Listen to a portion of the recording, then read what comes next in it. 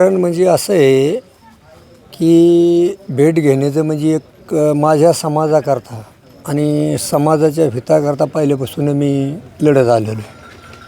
मी सामान्य माणूस, मी काही राजकीय माणूस नाही आहे. मला राजकारणाचं घेणं देणं नाही आहे. पण हे जी सामान्य माणसाला जर अशा काही गोष्टी घडत असत्या, आता विलास घुले म्हणजे एक प्रामाणिक पोऱ्या होता. मी बरीच ह्या भागात परिसरात माहिती घेतली की कधीही कुठला झगडा, कुठलं भांडण कधीही कोणासंग नाही आहे.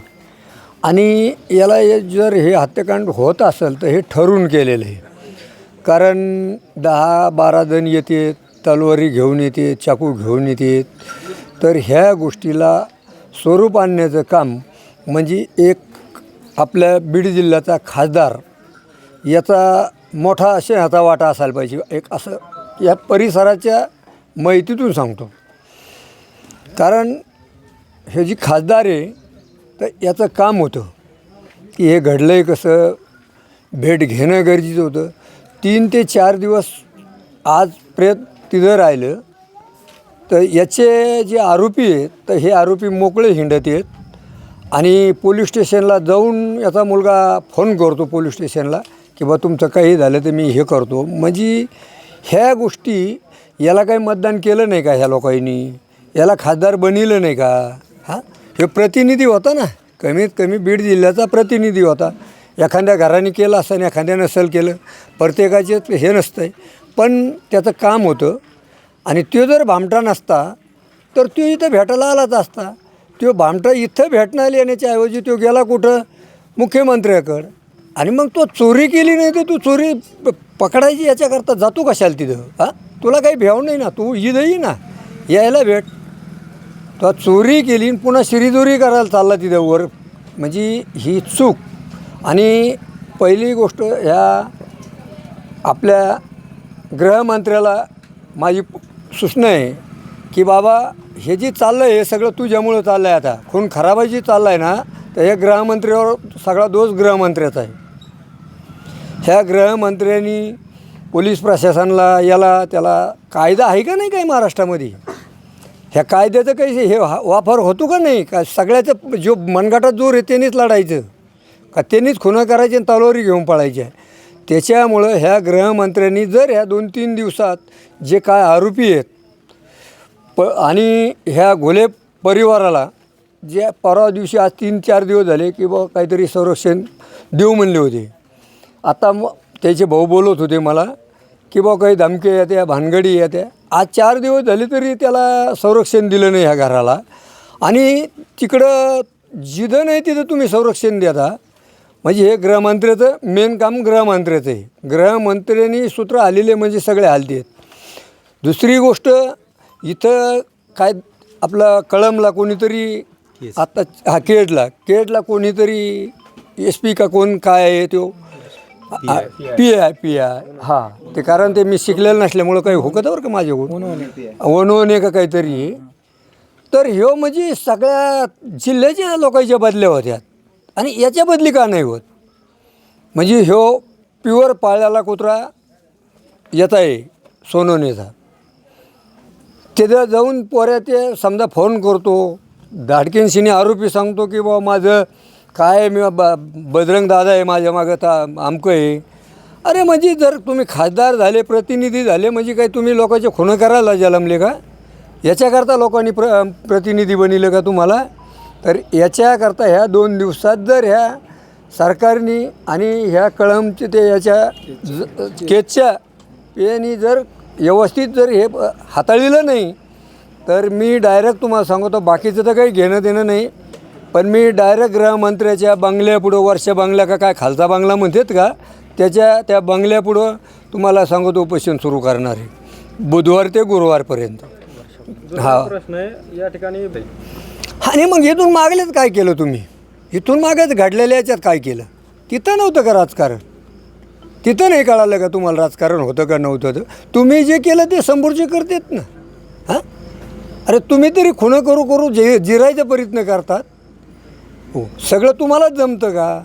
भाई इथं प्रतिनिधी होता ना. माझं एकच मत आहे की प्रतिनिधी होता, ज्या दिवशी गोष्ट घडली त्या दिवशी त्यांनी इथं येणं त्याच्यामध्ये नाही आहे ना, त्याचा मुलगा नाही, तो नाही, त्यांनी भेटायचं ना. काही यांनी इथं आल्या काही त्याचे दगडं घातले असते का? हां, उलटं त्याची समाधानी झाली असते. नाही, हो माणूस प्रतिनिधी असल्यामुळं आपल्याला पहिला भेटायला हे आला, त्यांनी तिथं 2 दिवस थांबायचं. जिल्ह्याचा प्रतिनिधी होता, खासदार होता, तिथं 2-3 दिवस. जेव्हा तिसऱ्या दिवशी सगळ्या लोकांनी उठावा घेतला तेव्हा त्याची चौकशी. 3 दिवस तर ते आरोपी मस्त मजेत अगदी गळ्यात रुमाला घालून निंडत होते. म्हणजे याची साथ असल्याशिवाय हिंडतात का? हो, म्हणजे जिल्ह्याच्या ठिकाणी खासदार याच्याकरता बनले का तुम्हाला जनतेनी? हो, एका समाजाच्या जीवावर तुम्ही खासदार बनले. हां, सगळ्या समाजाच्या जीवावर खासदार बनलेले, सगळ्याचे प्रतिनिधी आहे तुम्ही. याच्यावर लक्ष देणं तुमचं गरजेचं आहे. आणि ते काल काय सांगतो, परवा काहीतरी म्हणला की बा मला तिथं शा द्यायला लागले. अरे देऊ दे ना, तू प्रतिनिधी आहे. शा दिल्याने काय झालं असतं? इथं आल्याच्या नंतर तुला शा दिल्या असत्या का लोकांनी? शा देणार नाहीत लोक. आणि एवढे तुमचे काही तुरळक लोकांसारखे आमचे कावळे नाहीत. आम्हाला याची संताजी भूमी आहे. छत्रपती शिवाजी महाराजाचं हे याला धरून चालणारे माणसं आहेत आम्ही. कारण तुमच्यासारखे मूर्खासारखे वागत नाहीत. इकडं सांगतो की आम्ही छत्रपती शिवाजी महाराजांनी हे केलं का? मर्डर केले का लोकांची? अरे आईला आई, बहिणीला बहीण म्हणून सगळ्याला संरक्षण केलं आणि तुम्ही संरक्षणच्या जागेवर भरक्षण करायला लागले. तर याच्याकरता काळजी घेणं गरजेचं आहे. जर समजा ह्या 3-4 दिवसामध्ये नाही जर घोले कुटुंबाची काळजी घेतली बीड जिल्ह्यानी, तर मी 100% तुम्हाला सांगतो, वर्षा बंगल्यावर मुंबईला जाऊन, कुठं तो बंगला आहे मला तर काही माहीत नाही, मुंबई बी अजूनही पाण्यात नाही माझ्या, पण बघावं लागेल. त्याला वेळ पडली त्याला विलाज नाही. दुसरा एक प्रश्न आहे, बीड जिल्ह्यातील लोकप्रतिनिधींनी या प्रकार होत आहेत ते चुकीचे आहेत, कसं पाहताय? नाही, त्याला वाटणारच ना चुकीचे. अरे मागल्या वेळेस कमून नाही म्हणला की बाबा काहीतरी ते कोणतं काही प्रकरण झालं मागं, ते तुमच्या मस्का जोगला इथं कुठंतरी देशमुख कुटुंबात, त्यावेळेस का नाही म्हणला की बा याच्यात दोषी हेच आहेत? हां, त्यावेळेस त्यांनी म्हणायला पाहिजे होतं ना. म्हणजे दुसऱ्याचं झालं तर ते काही बी, आणि स्वतःचं झालं का लगेच तवाची एक व्हायचं. हे गंगाचं याचं वड्याचं पाणी लगेच गंगेला मिळायचं का? शुद्ध गंगा, शुद्ध तीर्थ घ्या. हां, दुसरा एक प्रश्न, एवढं प्रकरण होऊ नये जे घाबरत नाही. वाघ, वाघाला काय असतं? लोखंडी पिंजरा असतो. तुम्ही लक्षात घ्या, वाघाला लोखंडी पिंजरा असतो आणि त्या पिंजऱ्यामध्ये वाघाला घालण्याकरता आपलेच 18 पगड लोक आहेत. कोण? गलुरीनी, नुसत्या गलुरीनीच घालतात आतमध्ये. मग ते बाकीचं साहित्य पण लागत नाही. नाही, आता जर समजा हे काय हेतू करतो गृहमंत्री, त्याच्यावर कळलं ना. आता राजीनामा मागणे एवढं तर काय दिसत नाहीत आमची ताकद, कारण त्याची ताकद सगळी गृहमंत्र्याची ताकद जिथं चालली तिथंच चालली ना. प्रत्येक गोष्टीला तिथं ताकद लावतो. आता उद्या समाज काय करीन? आणि मी पहिल्यापासूनच समाजाकरताच, कारण मी तुम्हाला पहिला शब्द केला, राजकीय माणूस नाही आहे मी.